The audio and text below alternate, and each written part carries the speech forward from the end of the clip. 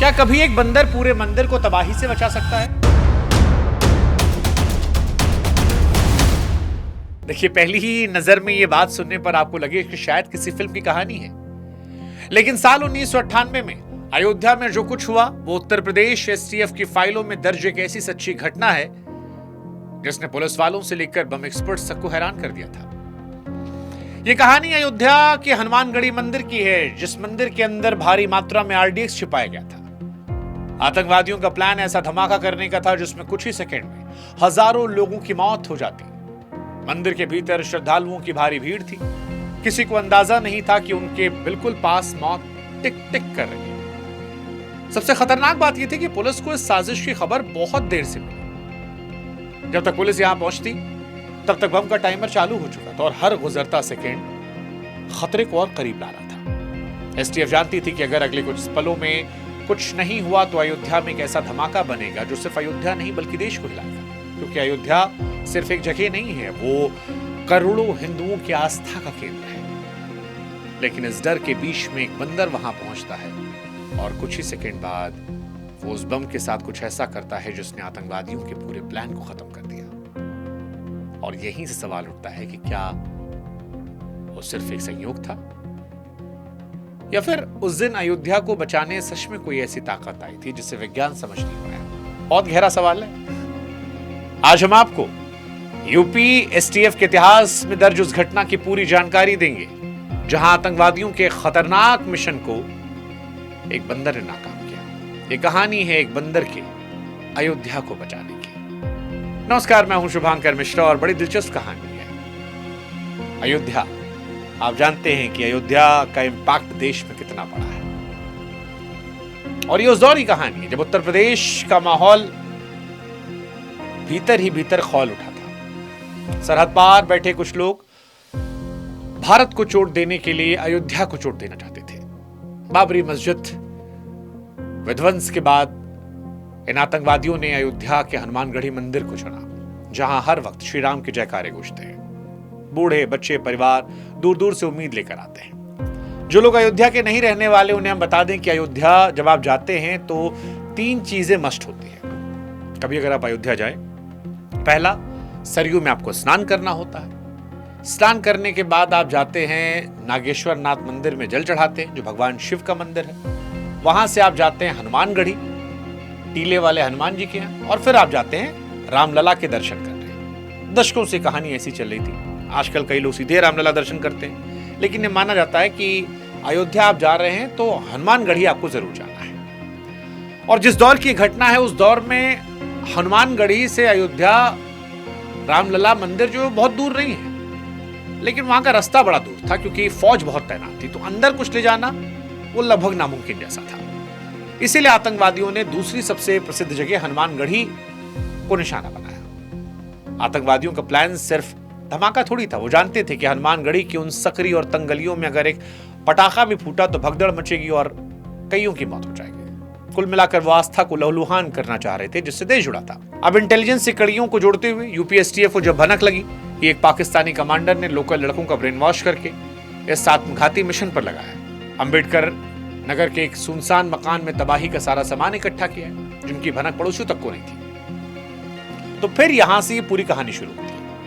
अच्छा, आतंकी जो थे वो सीधे रास्ते से आ नहीं सकते थे, इसलिए माथे पर तिलक लगाया। आतंकवादियों ने भी साधुओं का वेश रखा, श्रद्धालुओं की भीड़ में घुले मिले। उस जमाने में आज जैसी मेटल डिटेक्टर वाली दीवारें या चप्पे चप्पे पर नजर रखने वाले सीसीटीवी कैमरे नहीं थे। सुरक्षा का पूरा जिम्मा ड्यूटी पर खड़े पुलिस वालों की आंखों पर था, जो सुबह से शाम धूप में मुस्तैद रहते थे। आतंकी अपने साथ पीने के पानी का एक नया वाटर कूलर लेकर आए थे, जिसे आम भाषा में वाटर डिस्पेंसर कहते हैं। और किसी ने सोचा नहीं था कि ठंडा पानी पिलाने वाली इस मशीन के लोहे के बक्से के अंदर मौत का सामान है।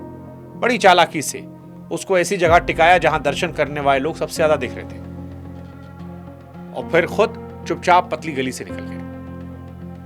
ये किस्सा इंस्पेक्टर अविनाश मिश्रा ने सुनाया। अविनाश मिश्रा, अगर आपने हॉटस्टार पर एक सीरीज देखी आई है, उसी में से कहानी आई है। उनको एक पक्का मैसेज मिला था कि बारूद मंदिर के भीतर अपनी जगह ले चुका है। तब तक घड़ी की सुइयां हाथ से फिसल चुकी थी, टाइमर टिक टिक कर रही थी। जब इंस्पेक्टर अविनाश मिश्रा अपनी टीम के साथ हनुमानगढ़ी की सीढ़ियां चढ़ रहे थे, तब उनके दिल की धड़कनें तेज थी। सामने हजारों की संख्या में मासूम लोग थे, कई मन्नत मांग रहे थे, तो कोई अपने बच्चे को कंधे पर उठाए घूम रहे थे। अगर पुलिस वहां चिल्लाकर कह रही थी कि भागो बम है, तो फटने से पहले ही वहां लाशों का ढेर लग जाता। इसलिए उन्होंने साधु संतों पुजारियों को बुलाया, कंधे पर हाथ रखा और धीरे से बताया। संतों के इशारे पर सादे कपड़ों में एसटीएफ के जवान भीड़ का हिस्सा बनकर कोने को टटोलने लगे। जवानों के माथे से पसीना बह रहा था, क्योंकि वो एक संदिग्ध चीज को ढूंढ रहे थे और उसका किसी वक्त पड़ जाती वो। डर लगातार बढ़ रहा था। सीढ़ियों के नीचे, भंडारे के बड़े बड़े बर्तन के पीछे, हर जगह देख रहे थे कहां छिपा होगा, लेकिन वाटर कूलर नजर नहीं आ रहा था। अब धीरे धीरे धीरे धीरे समय बढ़ता जा रहा था। ये फटता तो हनुमानगढ़ी मलबे में तब्दील हो जाती। लेकिन फिर चमत्कार हुआ। सर्च ऑपरेशन के आखिरी पलों में एक जवान की नजर कोने में रखे नए वाटर कूलर पड़ी, जो पहले नहीं था। बम स्क्वाड के एक्सपर्ट कांपते हाथों से उस मशीन का पिछला ढक्कन खोली तो अंदर का नजारा देखकर पैरों तले जमीन खिसक गई। लोहे के बक्से में आरडीएक्स का पूरा जखीरा था। सबसे डराने वाली बात यह थी कि उस बम का डिजिटल टाइमर पूरी तरह जीरो पर आ चुका था। इसका मतलब धमाका अब तक हो जाना चाहिए था। लेकिन जब एक्सपर्ट्स ने टॉर्च जलाकर देखा तो वो दंग रह गए, क्योंकि सर्किट को जोड़ने वाले जो सबसे खास और मेन तार थे, उन्हें बड़ी बेरहमी से खींचकर अलग कर दिया गया था। वो तार किसी औजार से नहीं काटे थे, किसी बंदर ने दांत से चबाकर तोड़ दिए थे। सेवादार ने बताया, उसने बताया कि आतंकी उस मशीन को रखकर गए थे। थोड़ी देर बाद बंदर आया, वाटर कूलर पे बैठा। बंदर की आदत होती है नई चीजें खोजने की। उसने उस मशीन के पिछले हिस्से के खुले गैप में हाथ डाला, रंग बिरंगे तार को देखकर बाहर निकाला, खींचा, दांत से काटा, तोड़ा और उसे डेड कर दिया।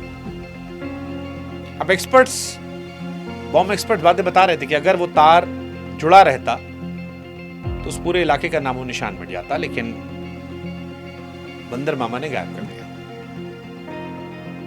अब अगर आज इस पूरी घटना को आप ठंडे दिमाग सोचें तो दो बातें आती हैं। अगर हम सिर्फ विज्ञान की कसौटी पर परखें तो ये कहा जा सकता है कि बंदर का स्वभाव हो सकता है चीजें नोचता चबाता है, इसलिए उसने वाटर कूलर के तार को खेल खेल में चबा दिया होगा। प्रथम दृष्टया लगता भी है, लेकिन अगर जमीनी हकीकत परिस्थितियों को देखें तो ये सोचना नामुमकिन सा लगता है कि वही तार क्यों काटा। आतंकवादियों ने जो तार इतनी चालाकी से लोहे की बॉडी के अंदर छिपाया था, एक बंदर आता है, बिना बम को ट्रिगर किए उस जगह से काट देता है, पूरा सर्किट डेड कर देता है। खुद इंस्पेक्टर साहब कहते हैं कि हम लोग बहुत लेट हो गए थे, फट जाना चाहिए था बम, लेकिन समय रहते जो टाइमर लगा था, हमें तो लोकेशन तय थी, उस सारे डर को उसने खत्म कर दिया। वो कहते हैं कि आप इसे आस्था कहिए, बजरंग बली का न्याय समझिए या वानर कह लीजिए, लेकिन जो था उसने ही आकर ऐन वक्त पर अयोध्या को और देश को बचा लिया। उत्तर प्रदेश पुलिस के इतिहास में एक ऐसी मिस्ट्री है जहां इंसान की नफरत और विज्ञान की तकनीक दोनों एक साथ हार गए। एक बेजुबान बंदर ने इस देश में हिंदू मुस्लिम दंगा करने से रुकवा लिया, हजारों परिवारों को बचा लिया, हनुमानगढ़ी को बचा लिया। कोई तो है, कोई तो है। देखिए, जब इंसानी कोशिशें छूटी पड़ जाती हैं तो कुदरत खुद ब खुद कमान हाथ में लेती है, चाहे जरिया कोई भी हो। आखिरी फैसला हम आप पर छोड़ देते हैं। आप इसे हनुमान जी का रूप मानते हैं या बानर के मौके पर मौजूद होना, पर क्या है, अयोध्या है, हनुमानगढ़ी है। जय श्री राम, जय हनुमान जी। वैसे कहते हैं हनुमान जी कलयुग में इकलौते जीवित देवता है। आगे आप समझदार हैं। जय श्री राम।